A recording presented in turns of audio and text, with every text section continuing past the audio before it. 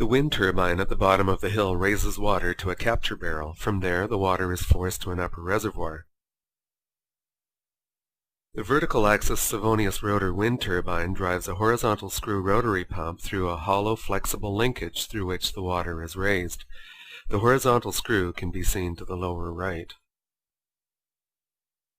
The horizontal screw forces water through the hollow flexible linkage to an air-water separator which deposits the water into the capture barrel on the tower.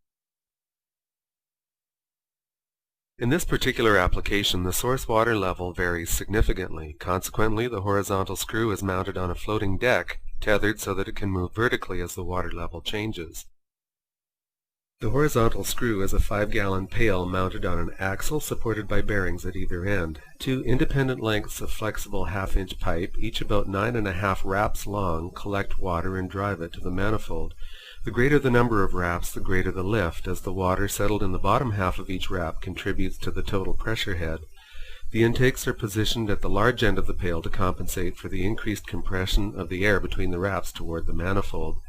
The water moves through the flexible linkage, here constructed of sections of braided stainless steel wrapped half-inch rubber hose linked to sections of 3/4 inch galvanized iron pipe with half-inch plastic pipe inserts.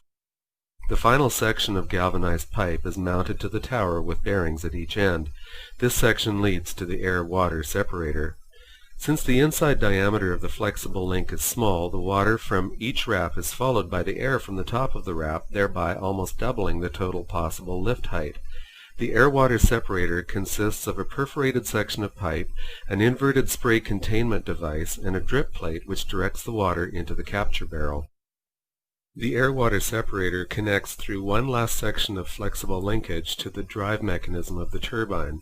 A thermoplastic link is shown, but after numerous failures it was replaced by one more section of braided stainless steel wrapped rubber hose. The modified Savonius rotor turbine has a self-governor to prevent damage from high wind speeds. The turbine is constructed from a plastic drum fastened to an iron pipe frame. The barrel halves are hinged on their outside edges, maintain proper position using a hinged central linkage, and are held in tension at their inner edges by rubber tie-down straps. With low wind speeds, the self-governor's rubber straps pull the two halves of the turbine into the most efficient configuration, as shown on the left. As the rotational speed of the turbine increases, the centripetal force required to hold the halves in place increases, extending the rubber straps as the two halves move out into a less efficient arrangement. The fully extended depiction on the right has been reduced to an efficiency of 0 as the drag in either direction is the same. The actual settled rotational velocity will result in a configuration between these two extremes. The resulting system easily raises water 2½ meters at a rate of approximately 50 liters per hour when driven by a sustained wind speed of over 25 kilometers per hour. The self-priming nature of the horizontal screw ensures that any rotation on a gusty or breezy day will produce water. For more detailed descriptions or reasons for the choices of technologies used, feel free to contact me. My primary interest in this and related designs is in developing appropriate technologies for use in developing countries.